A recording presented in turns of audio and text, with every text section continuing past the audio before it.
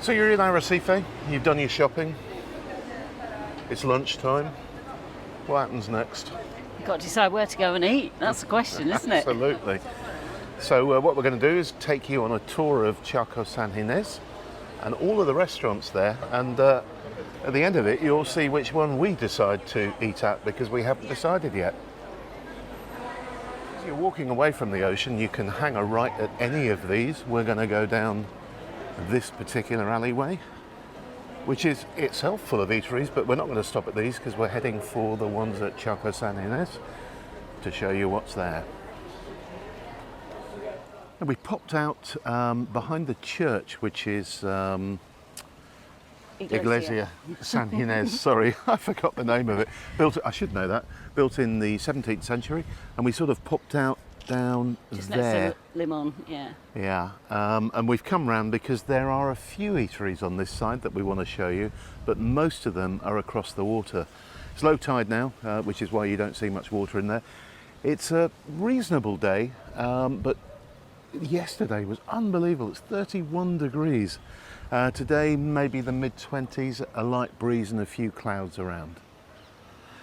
So the first one we come to is La Puntilla, which is a sort of fine dining restaurant. Yeah, kilometre zero, very good food and local wines. So it's your posher one of what you've got around the Charco. And next door to it is Tandoori Palace, but I don't know if that's closed down, or let's have a look. Looks Because I always found it very interesting that there was an Indian restaurant in Arrecife. Monday to Friday. Nope, that must have closed down in that case. Yeah. Right, we'll move on from that. So why does this side not have that many restaurants then? Is it the wind? Yeah, they're sheltered from the wind on that side, aren't they? Prevailing wind. I think you're probably right. And this side used to be more residential, didn't it? It was more sort of houses, so a couple of them have been converted into locales now. And the cinema dominates this side as well, doesn't it? True. I'm trying to work out in my head where the sun is, but in the afternoons for lunches, but I'm not sure. So we've got Lemon Tasca now. Lots of people around from the cruise ship. Tapas, yeah, go on. Isn't it? Yeah, it's a traditional tapas bar that does churros and fish churros and tuna salads and stuff like that. Well, I don't think we've eaten that one, have we? Not yet. Not yet. So it's one we should put on our list. And the rest of this now, until we get to the cinema, is just kind of units and housing and stuff like that. So I'll turn off now and we'll pick it up again when we get to the one next door to the cinema. This is the Spinola Cinema building. They do regular English language movies there. Monday and Thursdays. Yeah, not every week, but we carry it in the What's On section. You're looking for VO, which stands for Version Original, which means the original version in English. This is a cracking little place. It's Chacho Fresh Burger. This is owned by the same team who own Chacho's in Playa Blanca. Yeah. Really good burgers. Yeah, some they're kind interesting beers. Proper gourmet burgers, aren't Yeah. they? Minced steak and stuff With a like movie that. theme. Yeah, all with a movie theme. And as you say, they've got the local craft beers and some interesting German beers and stuff like that. Right, we're just around the corner from the main event now. This chap's usually here selling his little model joliteros. People use them for plant pots and all kinds of things. He's got tiny ones up to sort of medium-sized ones. They're made out of oiled ones, aren't they? Yeah, and there's a couple of full-size ones and the kids here are playing them in the Charco in the summer.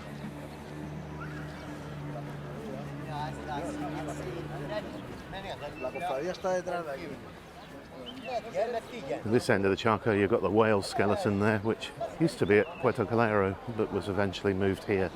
This one in this long line of restaurants is El Velero. This one's absolutely packed with people. There's a cruise ship in today, so I'm guessing some of these people, maybe the paler looking ones, are on the cruise ship.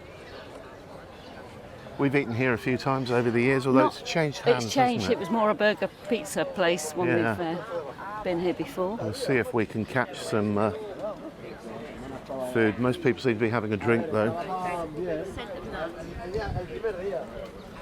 Also, we've got Papa Miguel, which is a hamburger cafe. Again, everyone's drinking. Ah, someone with a pizza over there.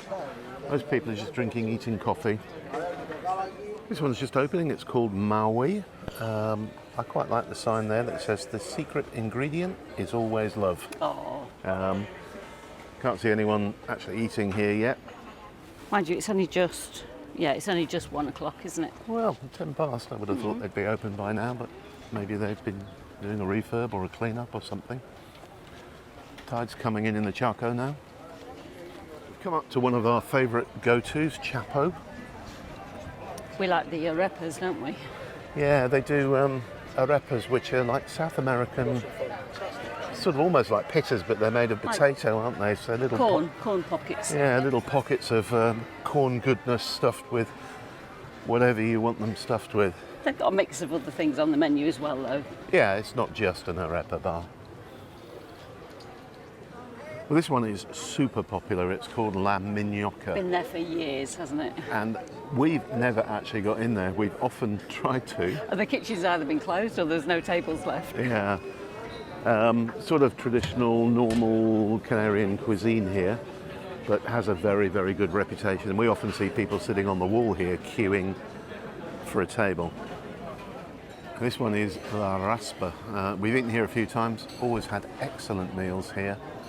Sometimes a bit, I was going to say rushed, but the service isn't rushed, but it's a bit fraught sometimes when it gets very busy. Yeah, they've got boccherones. Yeah, mejillones, those are mussels. Tacos. Albondigas, they're meatballs. Tuna on the plancha, on the grill. It's a good stop if you're looking for tapas and some wine. Yeah, and some different tapas there as well. It's not just, the usual suspects. This one is new. This is Bella Vista del Chaco. Nice upstairs, eh? Yeah, Bella Vista means great view, and they've got a really nice upstairs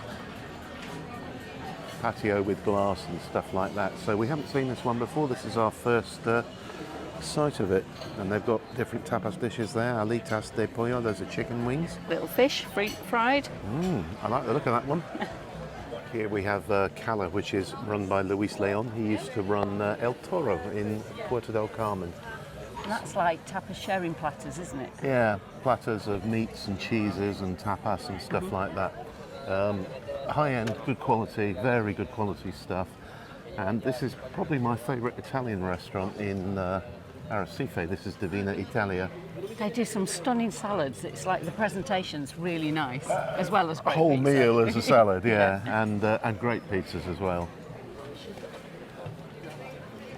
This is called La Chelana now. That last time we ate there, it had a different name, didn't it, Jules? Yeah, and I like that position because it's a little bit raised up, and you're just not a little bit away from people walking past. Yeah, I agree. But we've not tried that one.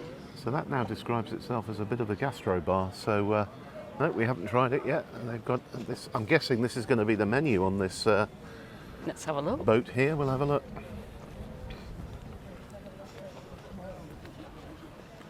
Oh, well, It would okay. be. There's a QR code. It's a QR code. Now this is a waterfall that was created many years ago by Cesar Manrique, and the Ayuntamiento have decided that they are going to restore it.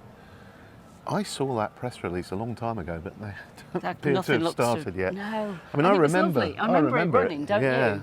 But years ago, I mean, lots of, Yeah, 15 years ago kind of thing.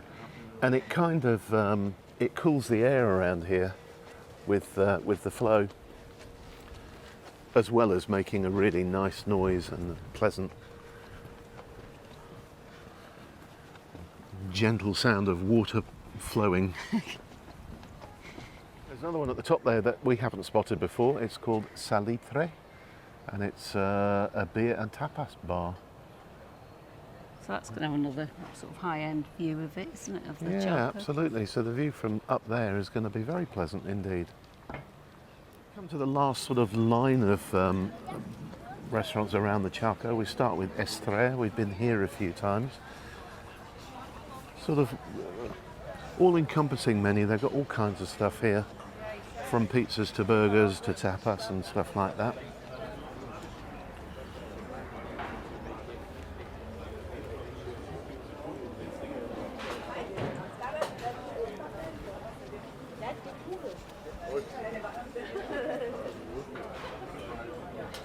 And then next door we've got La Perla Negra, which is the black pearl. They do a good paella there. Got paellas on the table there. I was just saying that they do a good paella there. And then this is dessert, so you don't have a pudding in any restaurant, you come for ice cream. You come to Antiu Xixona, which is a Catalonian ice cream company that makes the best ice cream in the world. Although there are probably some Italian people now who are saying, no they don't, no they don't.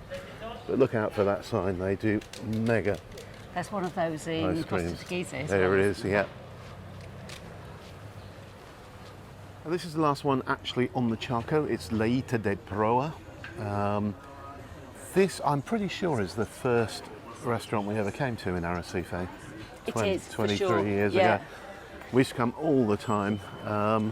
Really good quality seafood. If you want fish, this is one of the places to come. People eating freshly grilled sardines there.